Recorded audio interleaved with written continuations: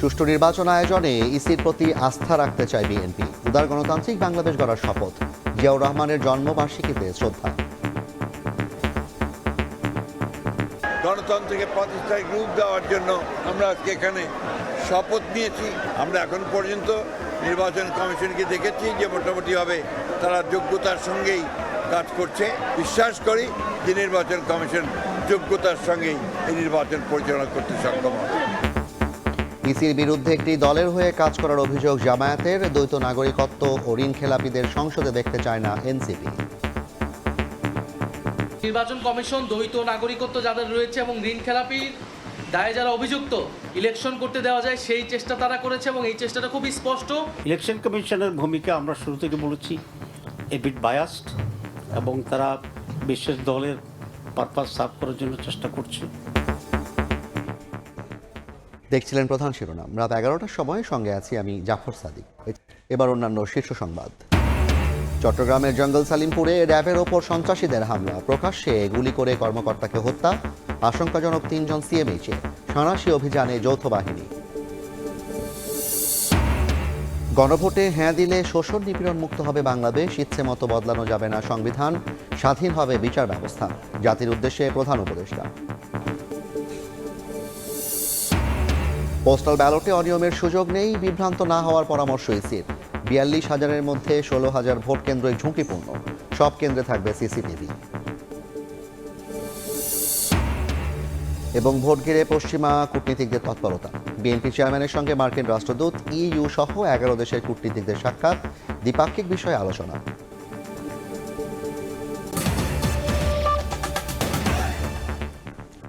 চট্টগ্রামের আলোচিত জঙ্গল সালিমপুরে ফের সন্ত্রাসী হামলার শিকার আইনশৃঙ্খলা বাহিনী। দুপুরে অস্ত্র উদ্ধারে অভিযানে গেলে র্যাব সদস্যদের উপর গুলি চালিয়ে হত্যা করা হয় ডিএডি পদমর্যাদার এক কর্মকর্তাকে। আহত হয়েছেন আরও 3 জন। জড়িতদের ধরতে সাঁড়াশি অভিযান চালাচ্ছে যৌথ বাহিনী। সিসিটিভি ফুটেজে দেখা যায় সোমবার বিকেলে চট্টগ্রামের সীতাকুণ্ডের জঙ্গল সলিমপুরে অভিযানে যান র্যাব 7-এর সদস্যরা। এ সময় তাদের গাড়ি গতিরোধ করে দুর্বৃত্তরা। ভাঙচুর করা হয় গাড়ি।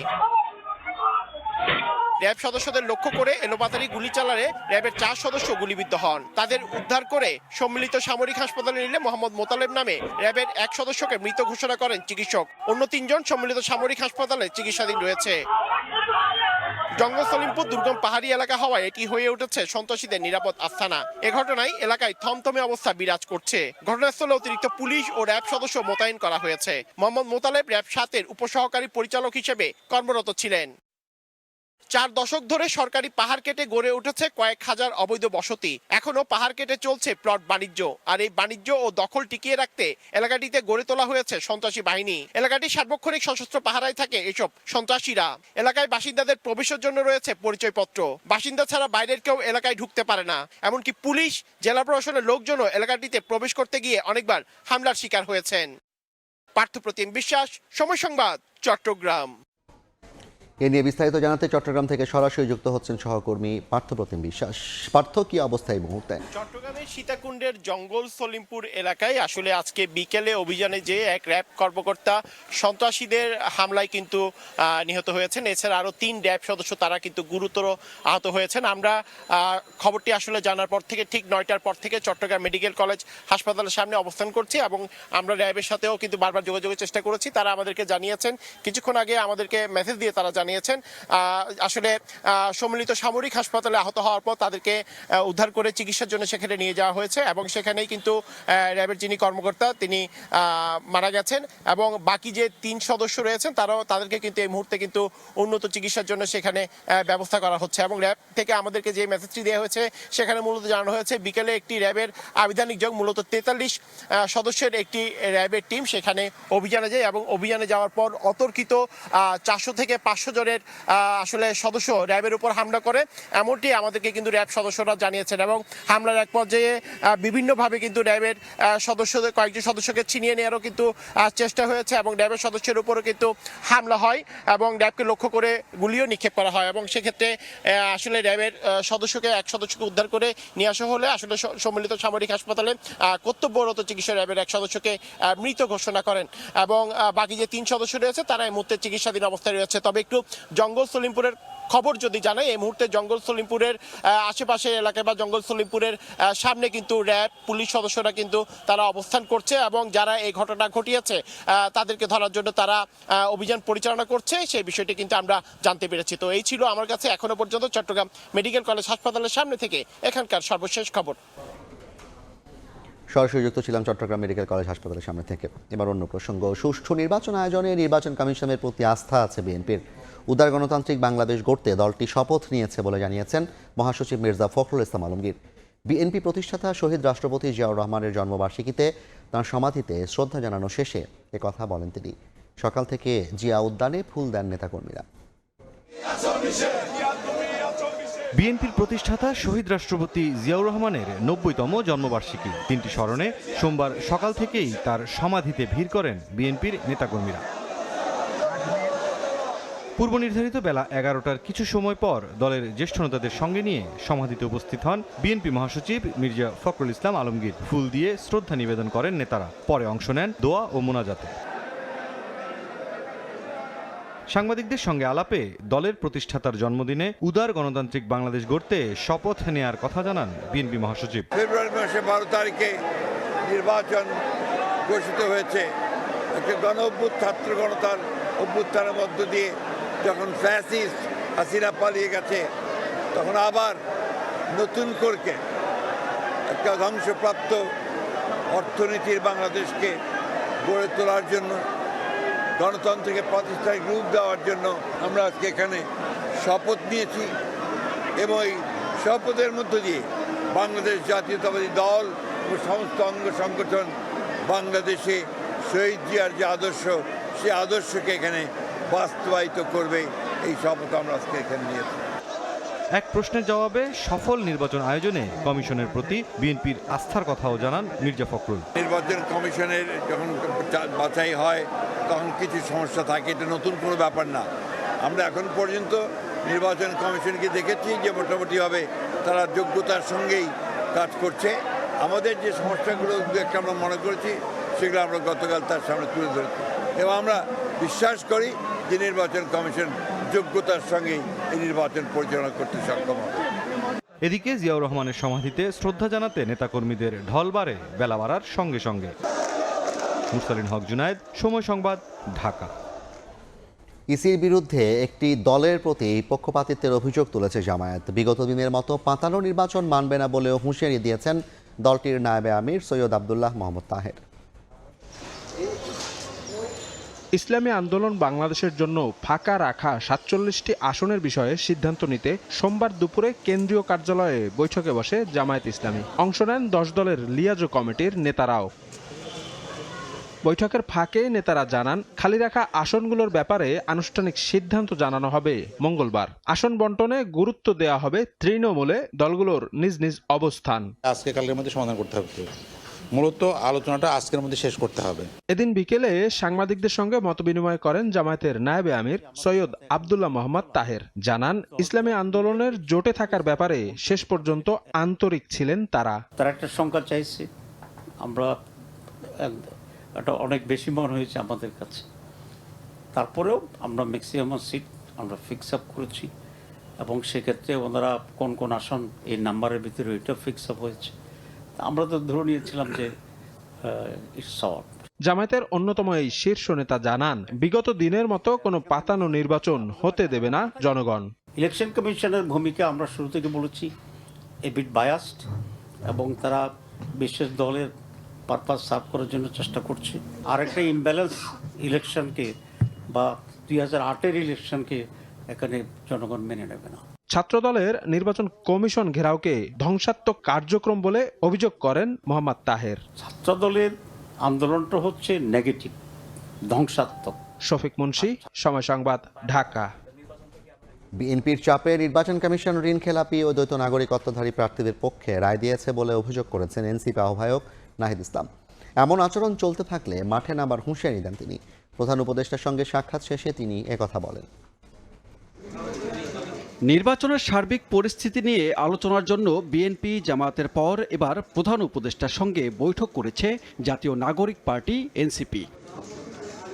সোমবার বিকেলে বৈঠক শেষে দলের মুখপাত্র আসিফ মাহমুদ সজীব ভুঁইয়া অভিযোগ করেন নির্বাচন কমিশন এবং রিটার্নিং কর্মকর্তাদের যোগ সাজশে এনসিপিকে হেয় করতে নাহিদ ইসলাম ও নাসির উদ্দিন পাটোয়ারিকে শোকজ করা হয়েছে।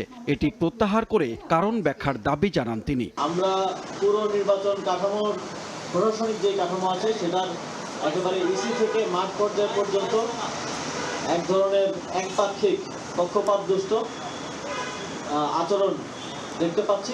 দলের আহ্বায়ক নাহিদ ইসলাম দাবি করেন বিএনপির চাপে দ্বৈত নাগরিকত্ব ও ঋণ খেলাপিদের বিরুদ্ধে ব্যবস্থা না নিয়ে বৈধ প্রার্থী হিসেবে ঘোষণা করেছে ইসি। এতে সাংবিধানিক প্রতিষ্ঠানটির নিরপেক্ষতা নিয়ে প্রশ্ন উঠেছে। আইনের ফাঁকফোকর দিয়ে, সংবিধানের ভুল ব্যাখ্যা দিয়ে কিভাবে ইলেকশন করতে দেওয়া যায় সেই চেষ্টা তারা করেছে এবং এই চেষ্টাটা খুবই স্পষ্ট, তারা করেছে বিএনপির চাপে। ঋণ খেলাপি ও দ্বৈত নাগরিকদের সংসদে নেয়া তারেক রহমানের পরিকল্পনার কোনো অংশ কিনা তা স্পষ্ট করার আহ্বানও জানান নাহিদ ইসলাম। দ্বৈত নাগরিকত্ব এবং ঋণ খেলাপি যারা রয়েছে আমরা চাই না এই নির্বাচনে তারা অংশগ্রহণ করুক। আগামীর বাংলাদেশ, আগামীর সংসদে আমরা কোনো ঋণ খেলাপিদের এই সংসদে দেখতে চাই না। নির্বাচন কমিশন কোনো দলের পক্ষে প্রভাবিত হলে 10 দলীয় জোট মাঠে নামার হুঁশিয়ারি দেন নাহিদ ইসলাম। অলরেডি গণভোটের প্রচারণা করছি। কমিশন পাতানো নির্বাচন করার চেষ্টা করলে তা প্রতিহতের হুঁশিয়ারি দেন এনসিপির আহ্বায়ক। এটা এবার সফল হবে না, এবার 91-এর মতো ইলেকশন হবে। সানবীর রূপল, সময় সংবাদ, ঢাকা। বৈষম্য, শোষণ আর নিপীড়ন থেকে দেশকে মুক্ত করতে গণভোটে হ্যাঁতে সিল দেওয়ার আহ্বান জানিয়েছেন প্রধান উপদেষ্টা ডক্টর মোহাম্মদ ইউনূস। সন্ধ্যায় গণভোটের প্রচারণার অংশ হিসেবে হ্যাঁ ভোটের পক্ষে ভিডিও বার্তা দেন তিনি। বলেন, গণঅভ্যুত্থানের মাধ্যমে যে কাঙ্ক্ষিত দেশ গড়ার সুযোগ এসেছে তার বাস্তবায়ন হবে গণভোটে হ্যাঁ বিজয়ের মাধ্যমে। জুলাই গণঅভ্যুত্থান জাতির ইতিহাসে এক অসাধারণ অর্জন। এটি অপ্রত্যাশিতভাবে জাতির জীবনে গণতন্ত্র, ন্যায় বিচার ও মানুষের অধিকার প্রতিষ্ঠার সুযোগ এনে দিয়েছে। এই লক্ষ্যে আমরা এর মধ্যে বেশ কিছু সংস্কার করেছি। আরও গভীর ও সুদূর প্রসারী সংস্কারের জন্য দেশের সকল রাজনৈতিক দলের ঐকমত্যের ভিত্তিতে জুলাই সনদ প্রণয়ন করেছে। এই জুলাই সনদ বাস্তবায়নের জন্য আপনাদের সম্মতি প্রয়োজন। এর জন্য গণভোটের আয়োজন করা হয়েছে।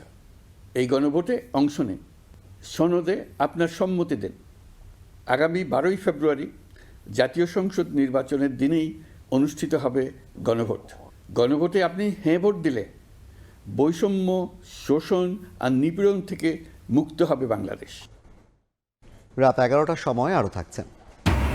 ভবঘুরে ছদ্মবেশে একে একে 6 খুন, 2 নারীর পোড়া লাশ উদ্ধারের পর ধরা সিরিয়াল কিলার সম্রাট, হত্যার পর আগুন দিয়ে নষ্ট করতে আলামত, আদালতে জবানবন্দি। একমাত্র আরএফএল ক্লাস পাইপ নিশ্চিত করে প্রতি ইঞ্চিতে সঠিক থিকনেস ও সঠিক মাপ। পাইপের বস, না কিনলে লস।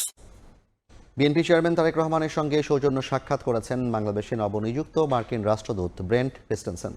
বৈঠকে নির্বাচন, দ্বিপাক্ষিক সম্পর্ক, বাণিজ্য সহ নানা ইস্যুতে আলোচনা হয়। এদিন গুলশান কার্যালয়ে আসেন বাংলাদেশে নিযুক্ত ইউরোপীয় ইউনিয়নের রাষ্ট্রদূত মাইকেল মিলার সহ আরও কয়েক দেশের রাষ্ট্রদূত। এ সময় নির্বাচনী পরিবেশ নিয়ে সন্তোষ প্রকাশ করেন কূটনীতিকরা। নির্বাচন সামনে রেখে কূটনীতিকদের তৎপরতা বিএনপি চেয়ারম্যানের গুলশান কার্যালয়ে।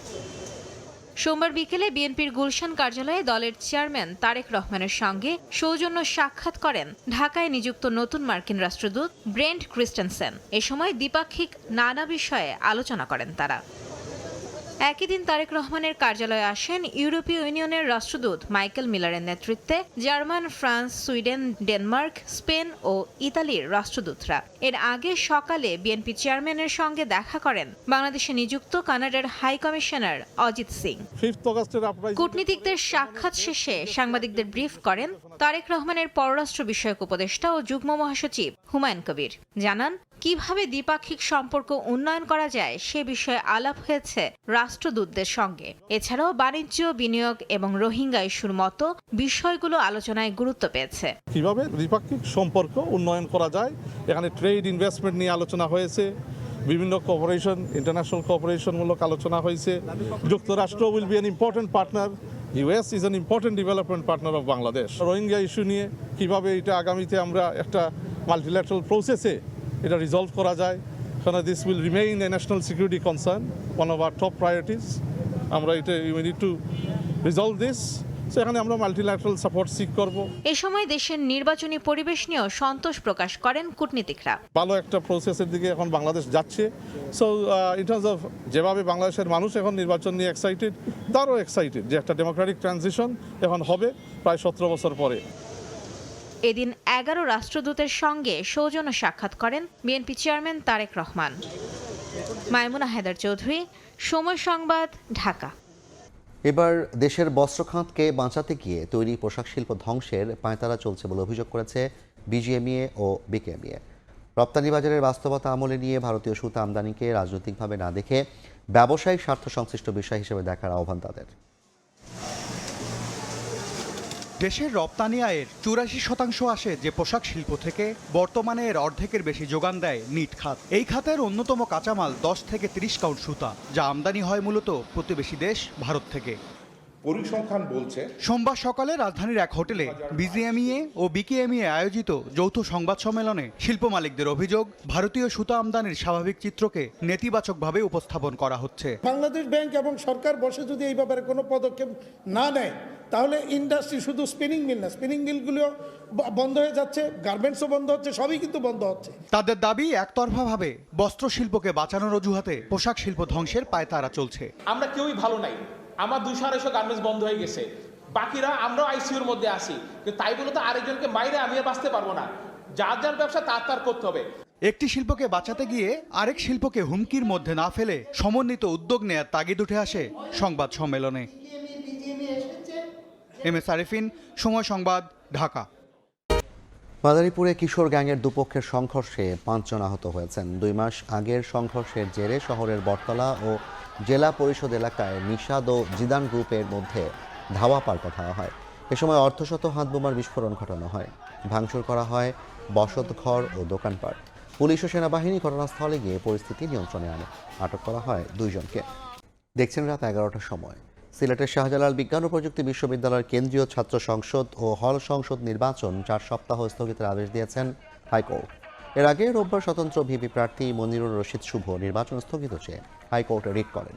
এদিকে নির্ধারিত সময়ে শাকসু নির্বাচনের দাবিতে উপাচার্যের কার্যালয়ে তালা দিয়ে শাট ডাউন কর্মসূচি পালন করেন শিক্ষার্থীরা। পরে মহাসড়ক অবস্থান নিয়ে বিক্ষোভ করেন তারা।